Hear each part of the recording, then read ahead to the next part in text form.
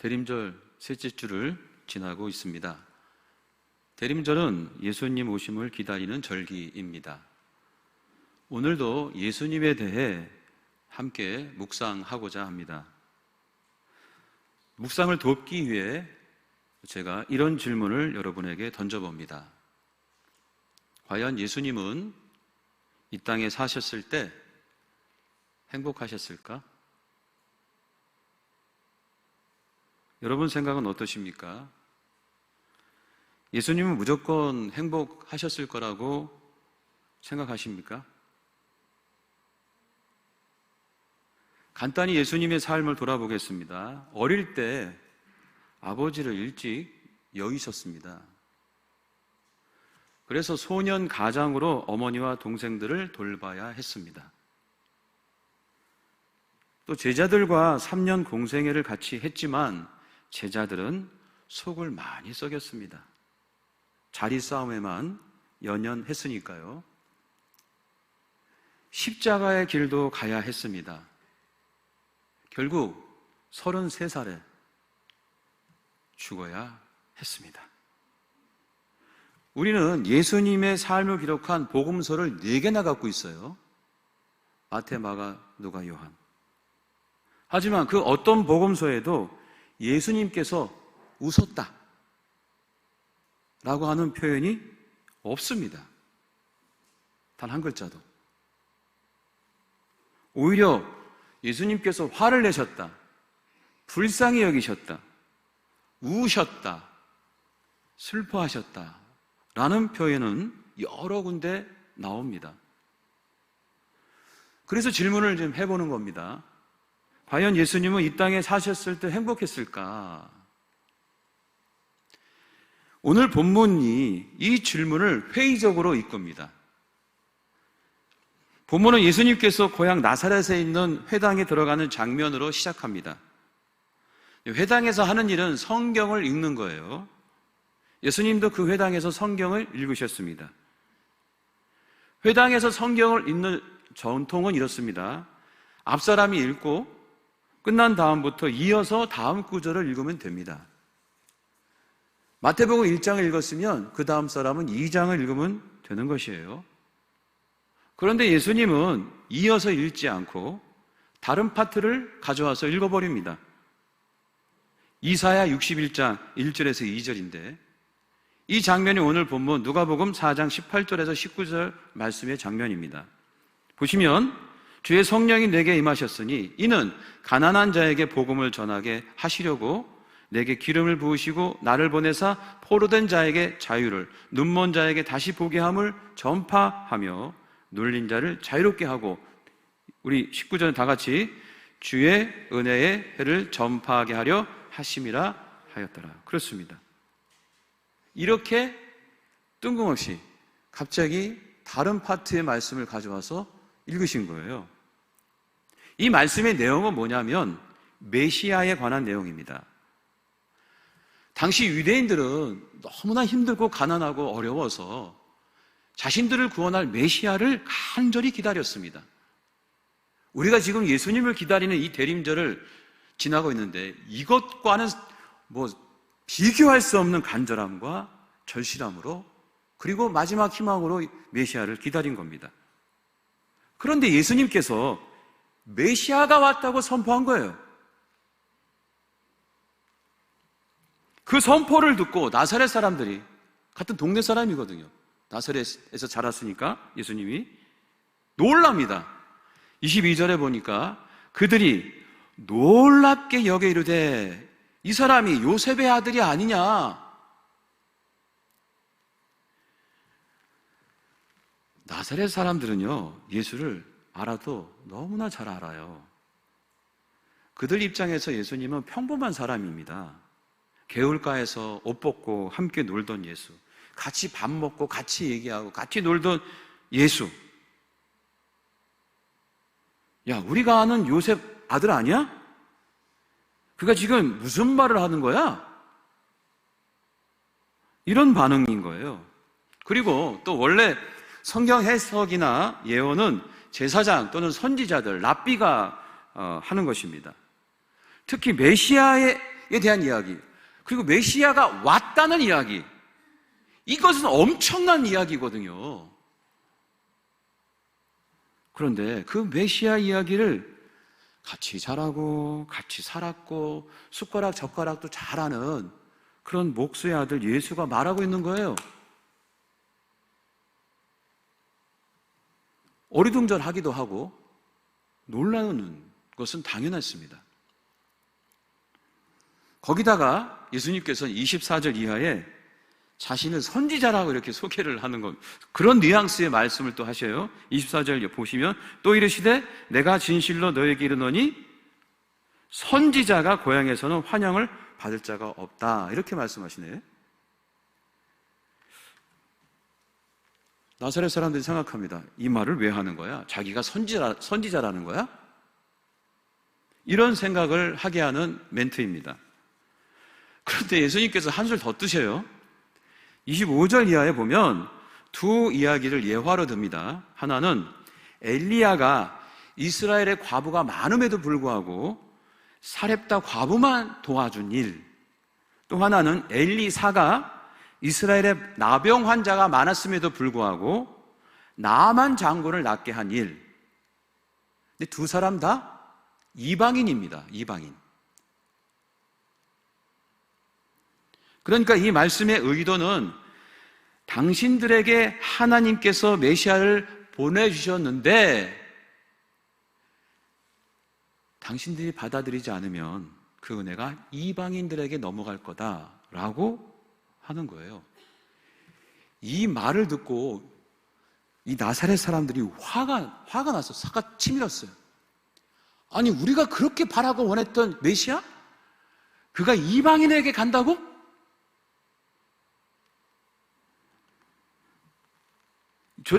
제정신이야, 저 사람? 우리 민족이 얼마나 메시아를 기다리는데 저 미친 거 아니야? 이런 심정으로 예수님의 말씀을 들었으니 화가 나는 거예요.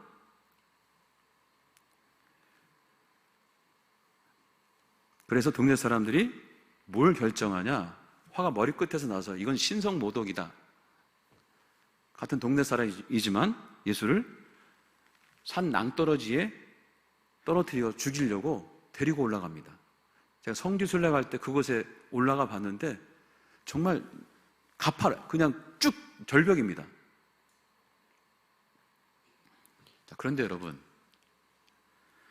예수님은 나사렛 사람들을 사랑했을까요? 안 사랑했을까요? 사랑했죠. 사랑의 마음으로 메시아가 왔다는 것을 전해주는 거예요.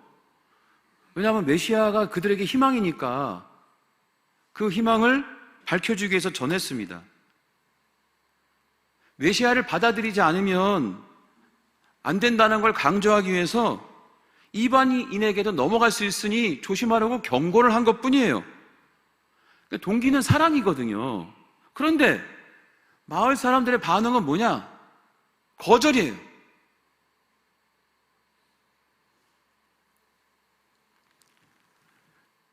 여러분, 우리도 살아왔던 삶에 대해서 무시를 당하거나 내 존재가 거절당하면 막 속상하고 화도 나고 상처가 큽니다. 지금 예수님 사역의 첫 출발이거든요. 그 첫 출발 사역이 거절입니다. 제가 왜 예수님의 첫 거절 사건을 예시로 들었냐 하면 예수님께서 그 공생의 기간 동안 계속해서 거절당하기 때문에 그래요. 거절당합니다, 계속. 그래서 질문해 보는 거예요. 이 대림절 예수를 묵상하면서 과연 예수님은 행복했을까? 행복했을까? 자, 이 질문에 대한 명확한 대답은 누가 할 수 있을까요? 네? 예수님이죠. 맞습니다. 예수님이 할 수 있죠. 정확한 답은 그래서 천국 가서 들으시길 바랍니다. 다만 목사로서 제가 이 시간, 이 강단에서 할 수 있는 것은 우리가 행복감을 느낄 때가 언제인지 살펴보고 그 기준으로 예수님의 삶을 대비해 보는 거예요. 그래서 추측해 보는 거예요. 그 작업은 할 수 있겠죠. 그래서 제가 그 작업을 하기 위해서 행복 전문가의 강의를 좀 몇 개 들었습니다. 그 중에 하나가 제 마음에 와닿았어요. 그는 행복연구소 소장인 최인철 교수입니다. 그분은 크리스찬이에요. 신실한 크리스찬이기 때문에 좀 더 신뢰가 갔습니다. 그분의 강의 중에 이런 제목이 있어요. 행복한 영혼을 위한 3대 영양소. 최인철 교수는 우리 몸에 필요한 3대 영양소, 탄수화물, 단백질, 지방이 필요하듯이 우리가 행복하려면 이 세 가지가 꼭 필요하다는 거예요. 이 중에 하나라도 없으면은 식물이 시들어가듯이 우리의 영혼도 시든다. 이렇게 보고 있더라고요. 그래서 그 세 가지를 좀 여러분과 소개하면서 그 기준을 잡아보려고 합니다. 첫 번째, 자유입니다. 자유. 혹은 자발성의 상태. 사람이 불행하다고 느낄 때가 언제냐? 억지로 할 때예요. 억지로. 그리고 억지로 해야 할 것들이 내 일상을 뒤덮고 있으면 불행하다고 느낍니다. 오늘도 또 해야 돼? 아침에 눈 뜨기 싫죠? 또 그 일을 해야 되니까. 하고 싶어서가 아닌 해야 할 것들로 가득 찬 인생도 불행감을 느끼는 거예요.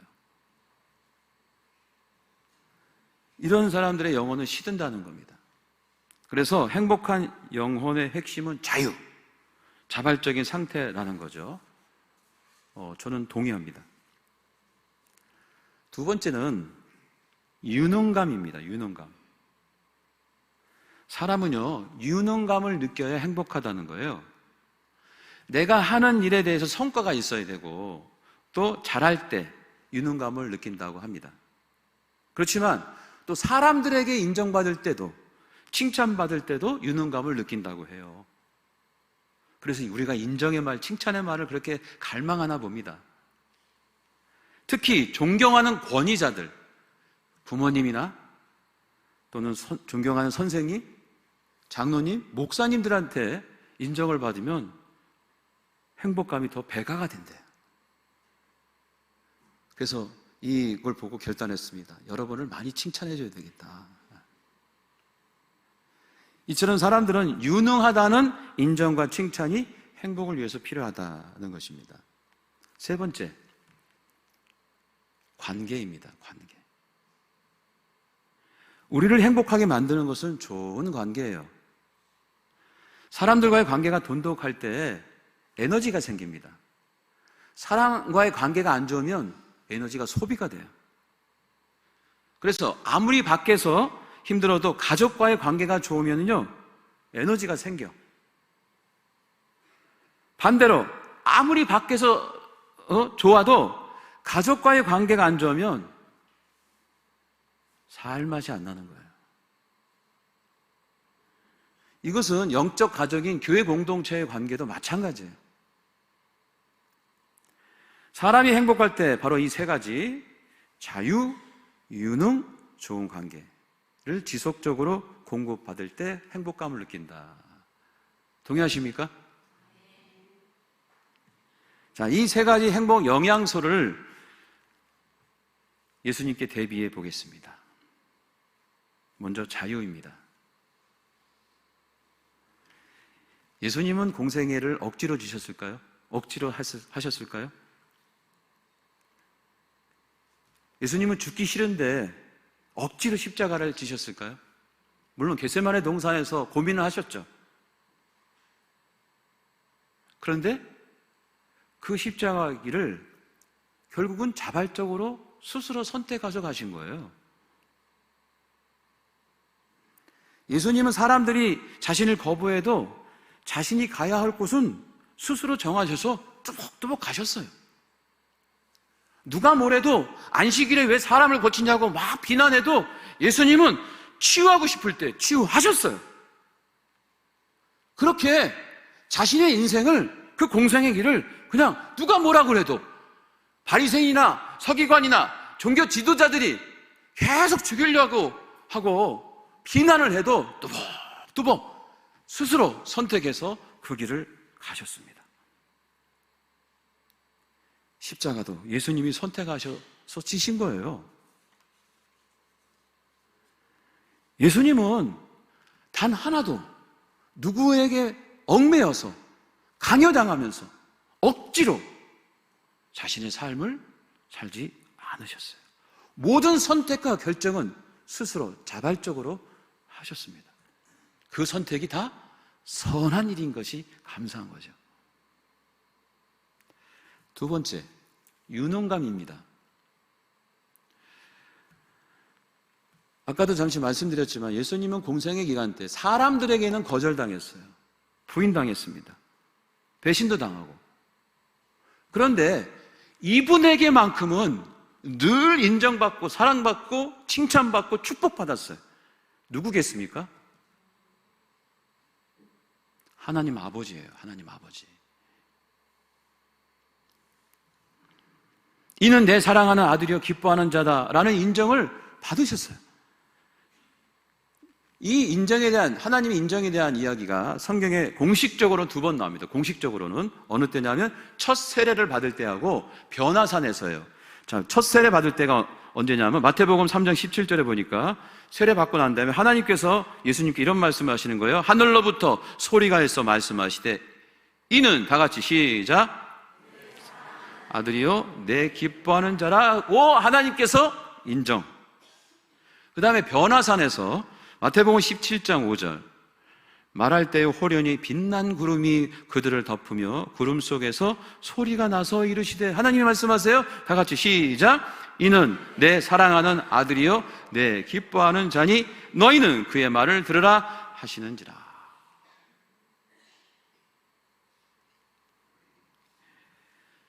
공식적으로 이렇게 성경에 기록된 것이 2번이지만 하나님께서 예수님을 단 2번만 인정하셨겠어요? 성경에 보면 예수님은 사역이 피곤하면 늘 한적한 곳에 가서 기도하셨습니다. 이건 아시죠? 왜 한적한 곳에 가서 기도했을까요? 조용히. 아버지 하나님과 1대1로 대화를 하기 위해서요. 기도는 대화예요. 하나님과 우리와의 대화. 예수님께서 하나님 아버지와 대화할 때 어떤 내용으로 하셨을까요? 물론 예수님은 피곤하시니까 아유 하나님 피곤합니다. 오늘 그래도 보람이 있었습니다. 이렇게 하셨겠죠. 그럼 하나님은 어떤 응답으로 대화를 나눴을까요? 아이고 수고했어요. 오늘 힘들었어요. 애썼어요.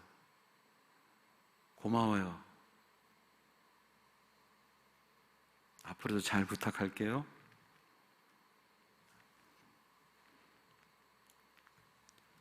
너무너무 사랑스럽습니다. 너는 내 아들이야? 애썼어. 이런 대화를 나누지 않았겠어요? 그 한적한 곳에 가서 뭘 하셨겠어요?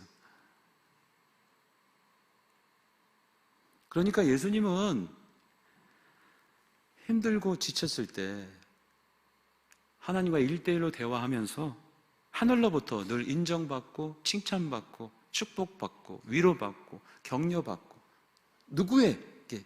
하나님 아버지. 예수님은 그걸로 충분하지 않았겠어요? 마지막 관계입니다. 안타깝게도 이 땅에 사시는 동안은 사람들에게 거절당했죠. 이 거절감은 참 힘든 거죠. 하지만 전능하신 하나님과의 관계는 이 세상 어느 누구보다도 깊고 친밀하셨습니다. 주님의 삶은 고난이었습니다. 그러나 예수님은 늘 아버지 하나님과의 깊은 관계 속에 있었던 거예요. 그래서 성경은 예수님과 하나님과의 관계를 이렇게 표현합니다. 요한복음 10장 30절을 우리 다 같이 한 목소리를 읽어봅니다. 시작. 나와 아버지는 뭐라고요? 하나래요. 하나. 여러분, 사랑하는 사람과 일치감을 느낄 때 어떤 느낌이에요? 행복하죠. 사랑하는 사람과 일치감, 사랑하는 사람과 함께 있는 어떤 존재감을 느낄 때 그 충만함이 나를 행복하게 합니다. 사랑하는 사람이 나를 존중해주고 인정해주면 그거 하나가 오늘 하루를 다 덮을 수가 있어요. 우리는 일치감, 존재감, 존중감이 필요합니다. 근데 예수님은 하나님과의 관계에서 늘 일치감과 존재감과 존중감을 채우고 있으니 비록 사람들에게는 거절당했지만 그 마음의 중심에는 하나님의 은혜와 사랑으로 가득 차 있지 않았겠어요?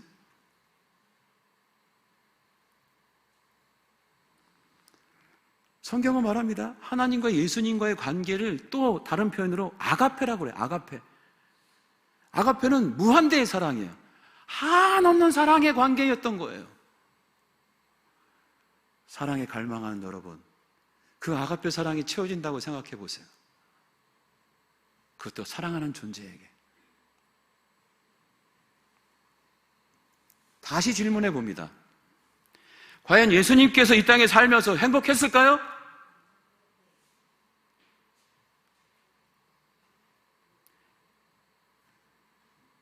제가 내린 결론, 예수님은 행복했다!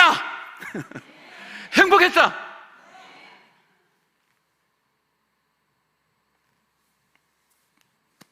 세상 사람들이 거절해도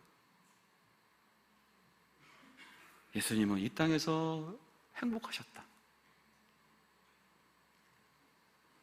왜냐하면 예수님은 늘 하나님 안에 거했기 때문에.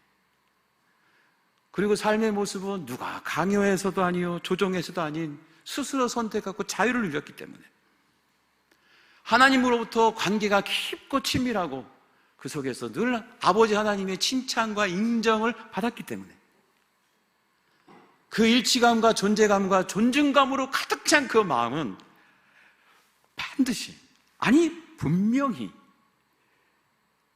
천국에 가서 물어볼 것도 없이 우리 예수님은 행복했다. 근데 여러분, 우리 예수님이 행복하신 게 나는 왜 이렇게 위로가 될까? 나 왜 이렇게 감사할까? 안심이 되고.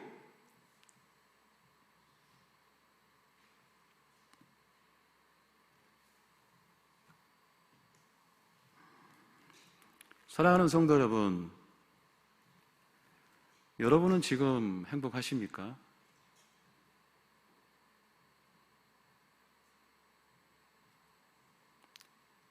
화가 나십니까? 외로우십니까? 남들과 비교하면서 초라해 보이십니까? 마음이 우울하십니까? 무겁습니까? 미래가 불안하십니까? 그냥 답답하십니까? 그래서 힘이 없으십니까?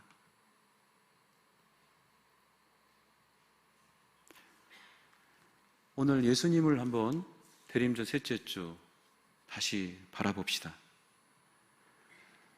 인간적인 예수의 삶은 거절감, 좌절감, 피곤함, 공포와 슬픔이 가득한 그런 거친 고난의 환경이었습니다. 그러나 그분은 절대 자신의 행복을 뺏기지 않았습니다. 왜냐하면 예수님은 그 행복을 하나님 안에서 찾았기 때문입니다. 예수님도 100% 인간이기에 힘드셨어요. 하나님 사랑이면 그래도 충분했고 하나님 인정이면 충분했으며 하나님 도움이면 충분했습니다. 예수님처럼 우리도 마찬가지여야 되지 않겠습니까? 예수를 믿으니 힘들어도 하나님 사랑이면 충분하고, 하나님 인정이면 충분하고, 하나님 도우시면 충분합니다라고 내 행복을 지킬 수 있는 것, 이런 경험과 이러한 삶이 신앙의 묘미, 우리 기독교인들의 특권 아닙니까?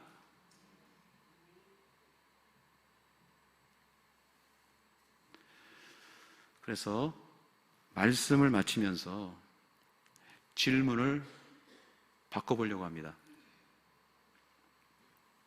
여러분은 행복을 어디서 찾고 있습니까?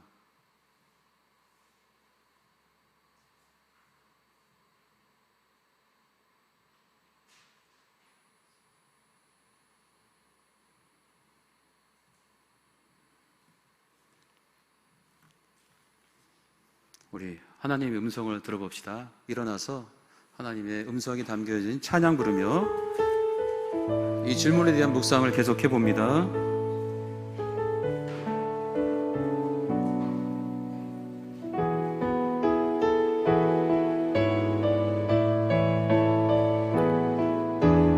주님께서 우리에게 말씀하십니다.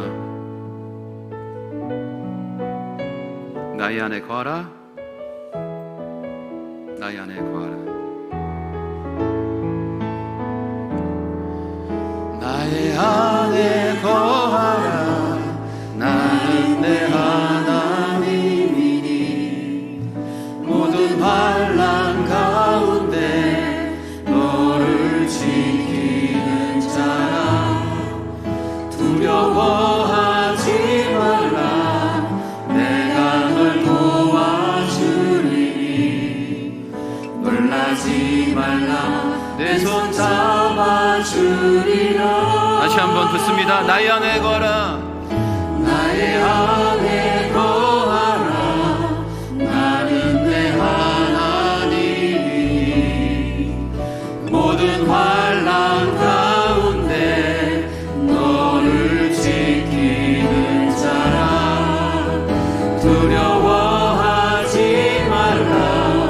내가 널 도와주리니 놀라지 말라. 내 손 잡아주리라. 아멘. 내가 너를 지명하여 불렀나니 너는 내 것이라. 내 것이라. 너의 하나님이라. 내가 너를 보배롭고 존귀하게 여기노라. 너를 사랑하는 내 여호와라. 내가 너를 지명하여 불렀나니 지명하여 불렀나니 너는 내 것이라. 내 것이라. 너의 하나님이라. 내가 너를 보배롭고 존귀하게 여기노라. 너를 사랑하는 내 여호와. 한번 다시 처음부터 다시 나의 안에 거하라. 나의 안에 거하라. 나는 내 하나님이니 모든 환난 가운데 너를 지키는 자라. 두려워하지 말라. 내가 널 도와주리니 놀라지 말라. 내 손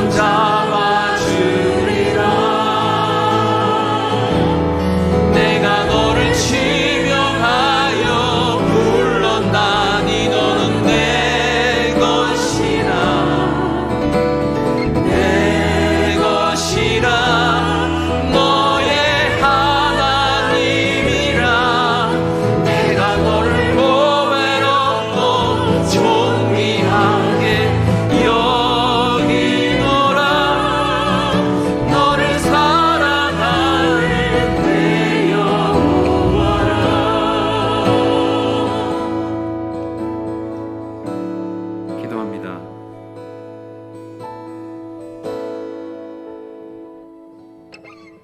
내가 너를 지명하여 불렀나니 너는 내 것이야.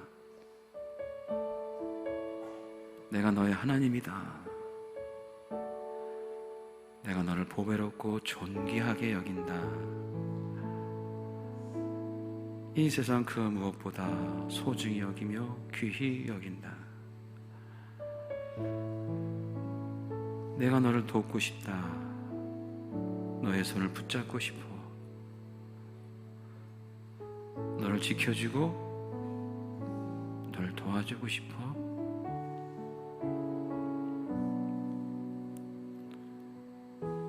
오늘 이 음성이 이 예배 가운데 임재합니다. 우리가 마음을 열어 예수님처럼 주님의 이 귀한 음성을 그대로 안습니다. 그대로 품습니다.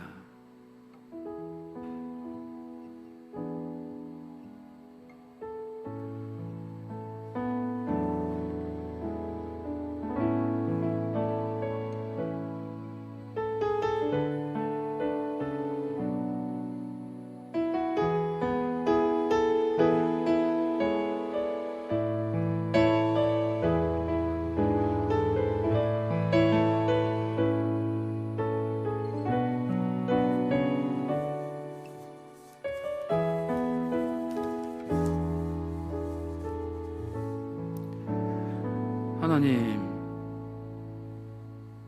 주님의 사랑이면 충분하고 주님의 인정이면 충분하며 주님의 도우심이면 다 됨을 믿습니다. 이 신앙의 경험으로 세상에 내 행복을 빼앗기지 않게 하여 주시옵소서. 주님, 33년의 인생이 고난이었지만 우리 예수님은 늘 행복하셨음을 믿습니다. 그 삶의 모습이 나에게도 적용되고 이루어지게 하여 주시옵소서. 이제는 우리 주 예수 그리스도의 은혜와 하늘아버지의 극진하신 사랑과 성령님의 감화감동 역사하심이 오늘도 주 앞에 무릎 꿇고 주님은 한 분이면 충분하다며 고백하는 모든 권석들의 인생과 가정과 사업장과 우리 교회와 민족과 열방 위에 이제부터 영원토록 함께하기를 간절히 축원하옵나이다.